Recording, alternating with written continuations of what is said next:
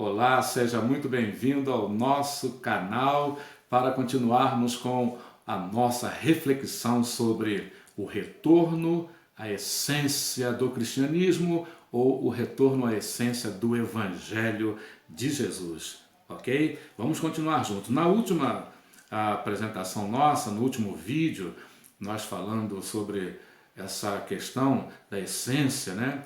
Nós dissemos que Jesus deixou uma palavra para muitos considerada muito dura, né? Muitos consideravam o que Jesus dizia muito duro, apesar de Jesus ser manso e humilde de coração, né?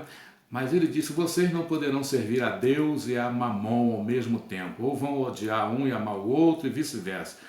Caminhar com os dois, com o Deus Criador, o Salvador, aquele que enviou o Messias, a palavra encarnada, o verbo encarnado, o nosso Redentor.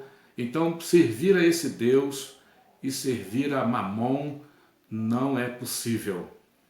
Mas, a partir do século IV, a igreja se tornou oficial no Império Romano, o cristianismo, então, se desviou do propósito, se desviou do Novo Testamento.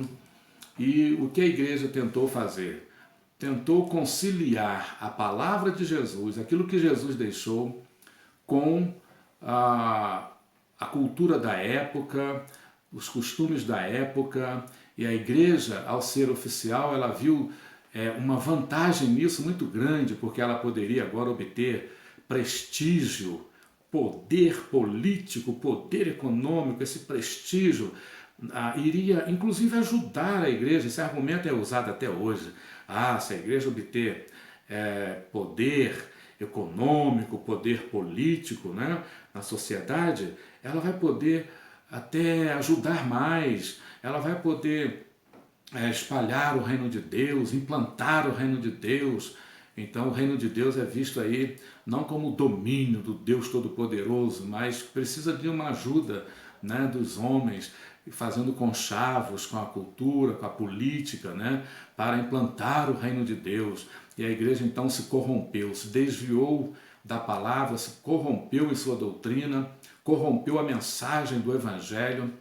A mensagem do Evangelho deixou de ser as boas novas da manifestação da graça de Deus, a graça salvadora, Tito 2,11, a graça perdoadora, a graça transformadora. Deixou de ser tudo isso para ser apenas mais uma religião, uma boa religião, mas não era mais aquela mensagem do Evangelho, da salvação, da transformação, da regeneração de vida, da reconciliação do ser humano pecador com Deus Santo, Todo-Poderoso, Deus de amor e graça. E uma questão levantada, a primeira questão levantada então foi essa, né? Será que não dá para conciliar? Isso ainda existe hoje, essa tendência. Será que não dá para conciliar? A outra questão foi a seguinte: como que nós podemos saber a essência? Com o passar do tempo, né? Jesus subiu ao céu, deixou os apóstolos, depois vieram os discípulos dos apóstolos, os pais da igreja que preservavam a doutrina. Mas com o passar do tempo, 2 séculos, 3 séculos, 4 séculos, né?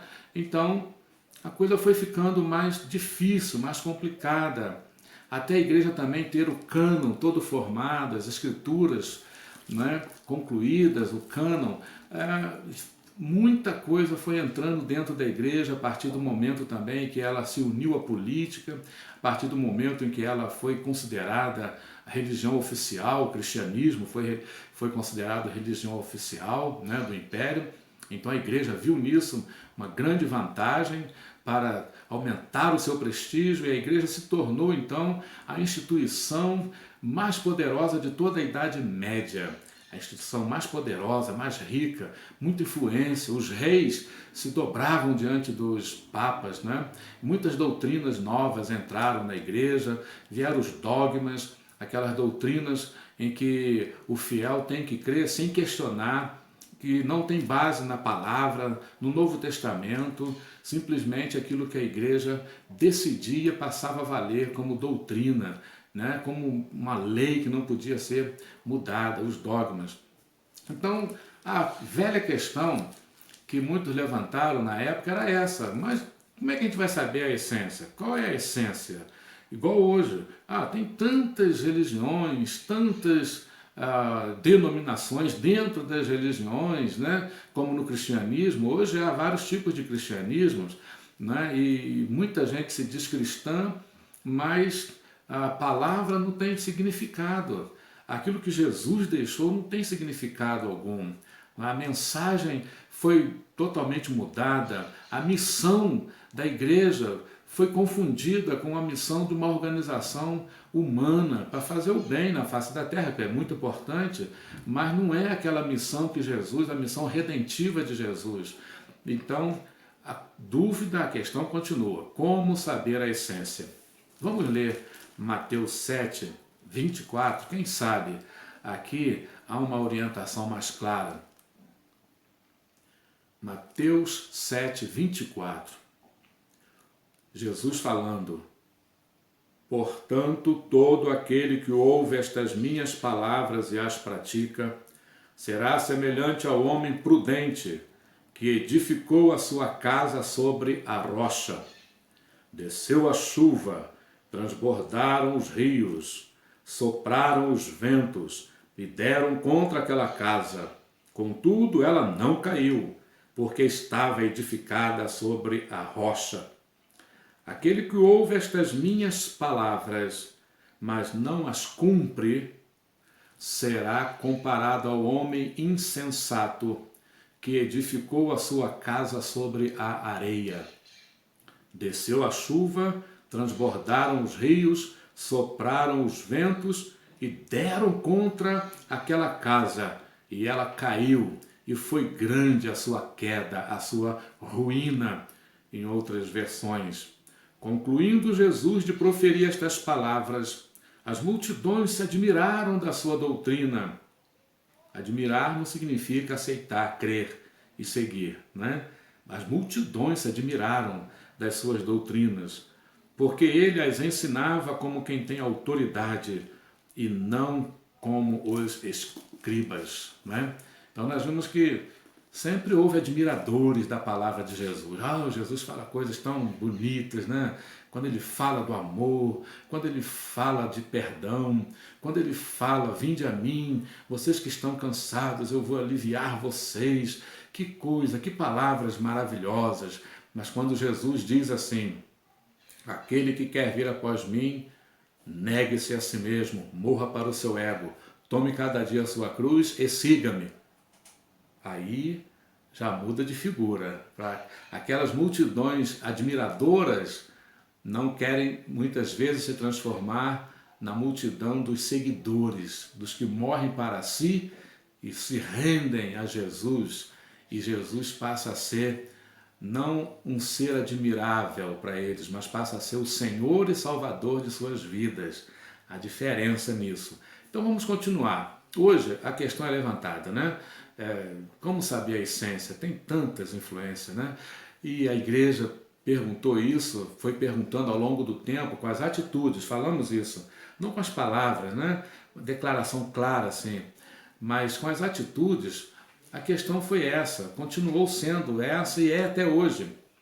Por que não seguir a Jesus e tentar conciliar o que ele disse com os nossos tempos, com, por exemplo, por que não podemos obter prestígio econômico e político, influência, para nós sermos uma igrejas mais relevantes na sociedade, com poder político e econômico, nós podemos até ajudar a causa do Evangelho. Olha que coisa nobre, não é mesmo? Foi assim que a igreja pensou. A igreja ficou tão forte na Idade Média, uma instituição tão poderosa, né? Uma instituição religiosa, não a igreja corpo vivo de Cristo, onde habitava ali o Espírito Santo com poder, dirigindo aquela igreja, tendo a palavra como guia, a palavra como a base, né? A verdade. Não, mas uma instituição religiosa que quanto mais ela obtinha poder, mais ela queria poder e prestígio. Então ela incrementou muitas guerras, né? E passou não mais a evangelizar, a pregar o evangelho da graça salvadora de Deus somente em Cristo Jesus, essas boas novas do evangelho, né? A graça salvadora de Deus se manifestou em Jesus Cristo a todos os homens, diz Paulo a Tito, capítulo 2, versículo 11. Não, agora a igreja não pregava esse evangelho da salvação, da transformação de vida, da regeneração de vida, mas pregava um evangelho mais voltado para rituais religiosos, né? Um outro evangelho que Paulo falou lá aos Gálatas, condenando o outro evangelho, diferente na sua essência, diferente na sua essência, porque a igreja continuou pregando que a graça salvava, mas a graça precisava de ajuda, precisava das boas obras, né? Então, a igreja mudou a sua essência, mudou a essência do evangelho, mudou a mensagem do evangelho, se transformou numa religião muito poderosa, mas não era o poder do Espírito Santo mais que habitava na igreja, era o poder do prestígio político e econômico, não mais o poder do Espírito Santo dirigindo aquela vida. Jesus não era mais suficiente para salvar. A graça valia, mas não sozinha. Não era suficiente. Jesus é a graça, mas era Jesus, seu Salvador, a graça de Deus, mais as obras do ser humano. O ser humano depende da igreja, passa a depender da igreja como mediadora, os sacerdotes. A igreja ressuscitou o sacerdócio, né, que já tinha sido abolido lá, quando Jesus expirou ali na cruz e disse: Pai, está consumado. Diz a Bíblia que o véu se rasgou e que agora o ser humano tinha acesso, pela obra de Jesus, pelo seu sacrifício na cruz, tinha acesso direto ao Pai. Mas a igreja passou a pregar esse outro evangelho, onde a graça, a palavra, foi misturada com os seus dogmas, os seus ensinos, né? E as boas obras passaram a valer para a salvação. Que Deus nos abençoe. Nós vamos ficando por aqui. Depois nós temos um outro vídeo ainda pensando nesses textos e nesse tema, ok?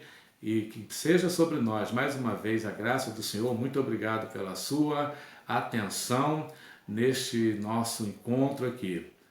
Se você gostar, dê um joinha no nosso canal, no nosso vídeo, para que nós possamos progredir aqui no YouTube. Deus nos abençoe. Obrigado.